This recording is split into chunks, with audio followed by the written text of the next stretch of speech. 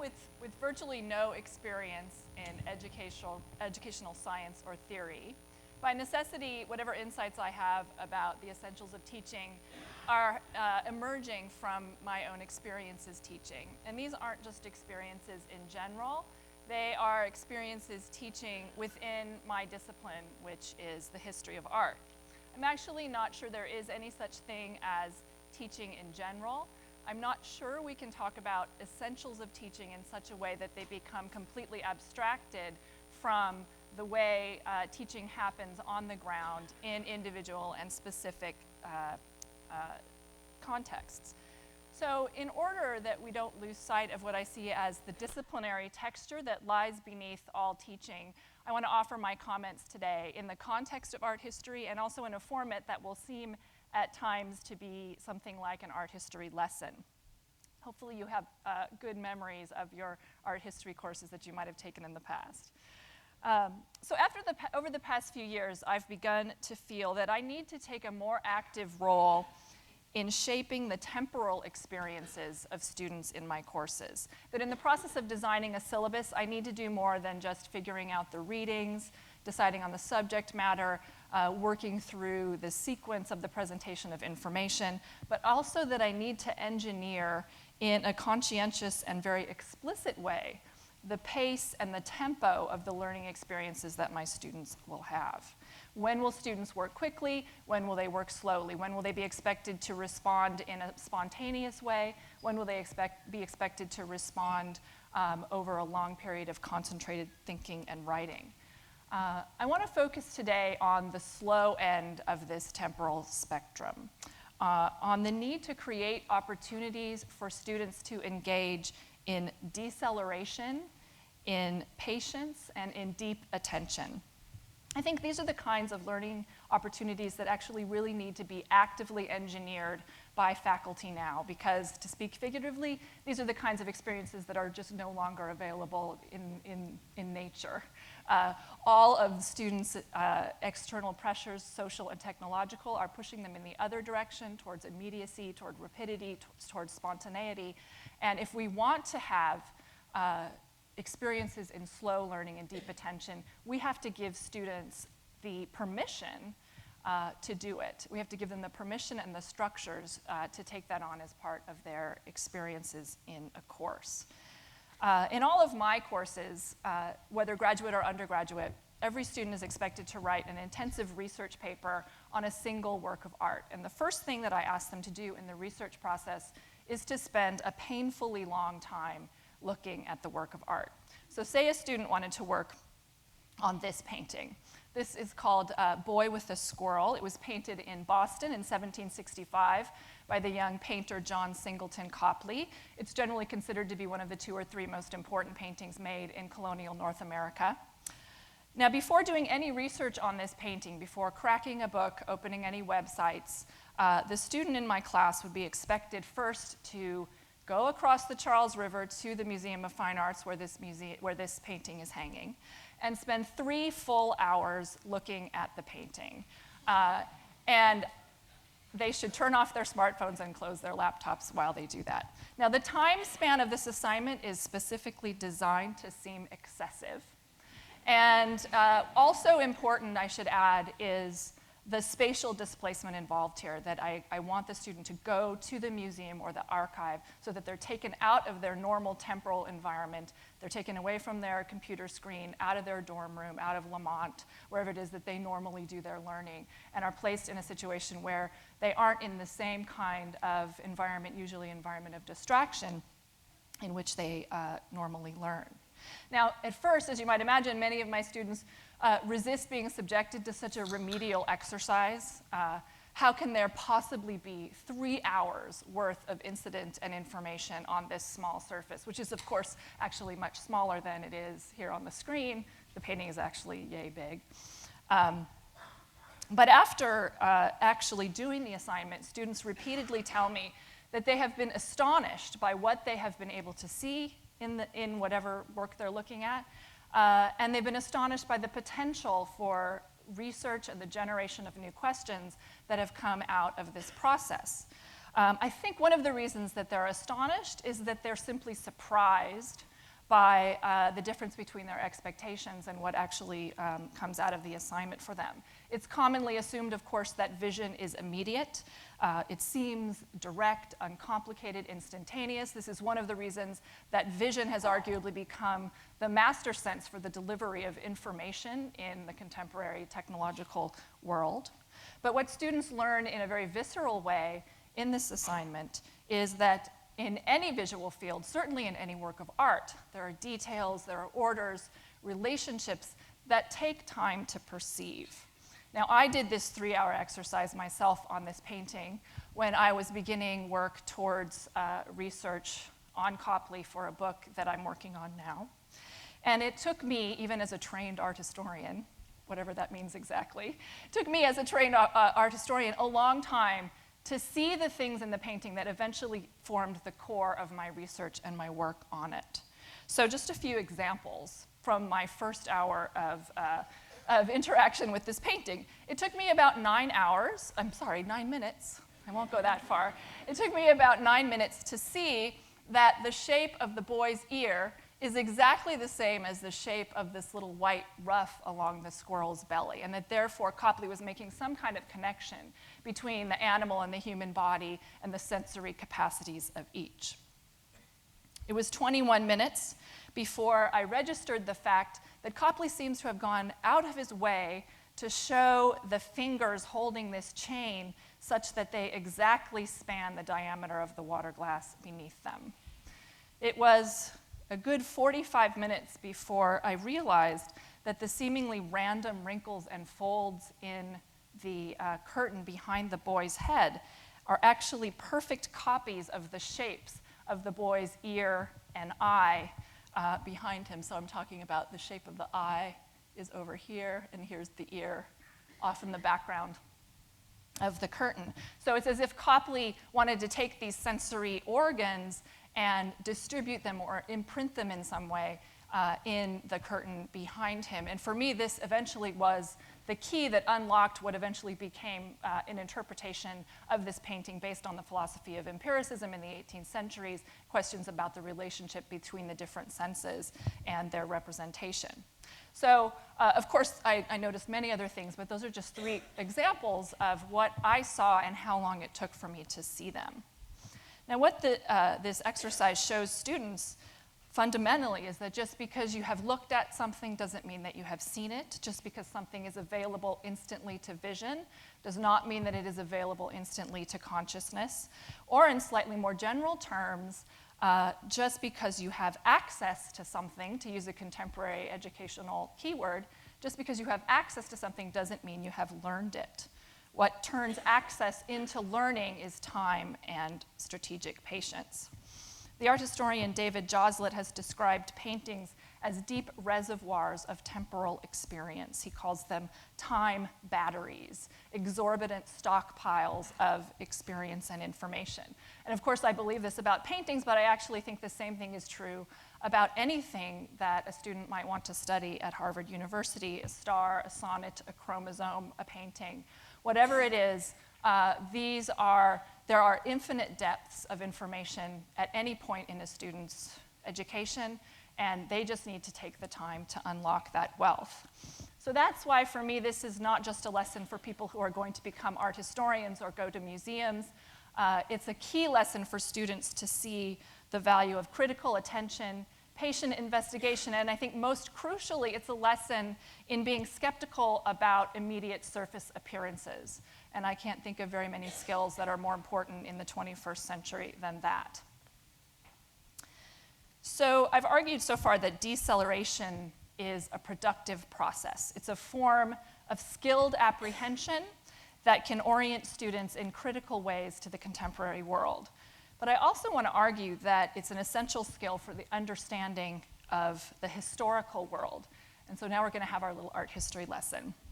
I've chosen this painting for a very specific reason for this conference on education. Boy with the Squirrel actually has significant educational resonance.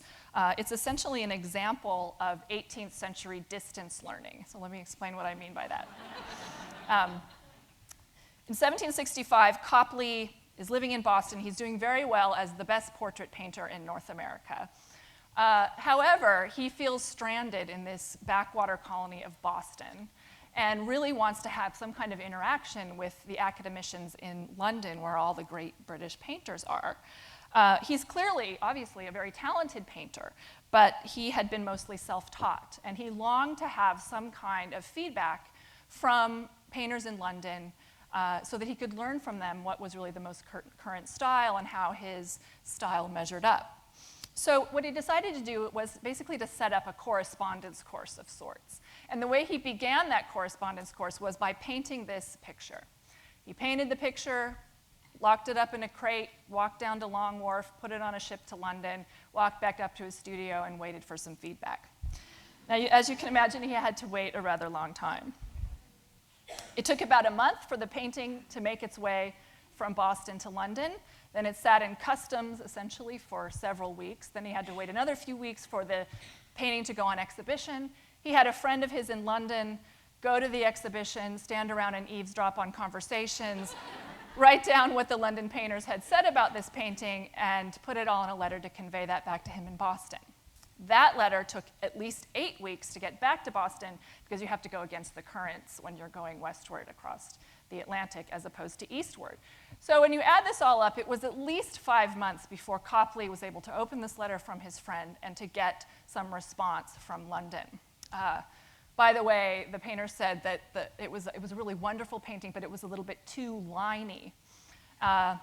Copley wasn't quite sure what they meant by that, so then he had to dispatch another letter to his friend, asking this friend to go and ask if someone could please clarify exactly what they meant by too liney, and so on. This is the way his correspondence course in painting proceeded over the next several years, and he was constantly frustrated by the glacial pace of these interactions. Now, the people in the room with experience in educational feedback theory are, of course, horrified by this, I would imagine. And indeed, in the terms of educational science, I think that this kind of agonizingly slow response rate would be referred to as, quote, non-formative feedback. And yet, I want to suggest that slowness is not necessarily non-formative. In fact, in the case of this painting, it's thoroughly formative. Now, let me be clear that I'm not saying that it's okay to take 5 months to return our papers. I want to make a little bit more of a general historical point that we need to understand that delays are not just inert obstacles that prevent productivity, rather that delays can themselves be productive. And we can see that directly in this painting, which is full of allusions, in fact, to time and distance and patience. This painting is ultimately about its own slow, patient progress through time and space. So first, I would suggest that you look at the squirrel. As the strange shape of the belly fur, which we noticed because we spent at least 9 minutes looking, has told us, this is not just any squirrel, but it's in fact a flying squirrel, which has obvious resonances for the theme of movement and passage. Also in the 18th century, squirrels were part of an emblematic tradition. They had a very specific meaning attached to them, and that meaning was diligence and patience. Let's look at the water glass. This was the only water glass that Copley ever included in a painting. Why is it there? Well, there are various reasons for this, but one of them is that in this little motif that he's presented for us with a chain perfectly spanning the lip of the water glass, he's given us an image of the sensory passage, the passage of a sensory chain across a body of water, which is, after all, in microcosm, the plight or task of his painting itself. And then let's think just about the very structure of this painting. This is a profile. He's presented this body, the body of the boy, in perfect profile. This actually wasn't the way he normally painted portraits. This was a deliberate decision at this moment. And it turns out that in the 18th century, the profile format was very strongly associated with persistence in time and space. Think about where you most often will see a profile, both then and now, the coin. What is a coin? A coin is, in essence, a tool for transmitting value through space and time in the most stable possible way. Coins are technologies for spanning time and distance, and Copley is essentially borrowing from some of the aesthetic rules of that technology to paint a painting that is attempting to do the same thing. So Copley's painting, in other words, is an embodiment of the delays that it was meant to endure. If Copley had had instant access to his instructors in London, if there had been an edX course given by the Royal Academy, for example, he would not have been compelled to paint this painting the way that he did. Changing the pace of the exchange would have changed both the form and the content of the exchange. This particular painting simply would not exist. This painting is formed out of delay, not in spite of it. And this is actually, I think, a lesson that has much wider implications for anyone involved in the teaching of history. In the thousands of years of human history that predated our current moment of instantaneous communication, the very fabric of human understanding was woven out of patience and delay and the need to wait for things. All objects were made out of slow time, in the same way that this painting concretizes its own experience in a world of delay and waiting. And I think that if we want to teach history responsibly, we need to give students an opportunity to understand the formative values of time and delay. This is a question of perspective taking in many ways. How can we give our students the capacity to take the perspective of people who lived in a time prior to instant and instantaneous communication? The teaching of history has long been about giving students the tools to imagine other times, but I think especially now, we also need to give them the tools to imagine other temporalities. So time then is not just a negative space, a passive intermission to be overcome. It's a productive or formative force in itself. Now, given all this, I want to conclude with some thoughts about teaching strategic patience, or what I think of as strategic patience. I think the deliberate engagement of delay should itself be a primary skill that we teach to students. It's a very old idea that patience leads to skill, but it seems urgent now that we go further than this and think about patience itself as a skill, the skill to be learned.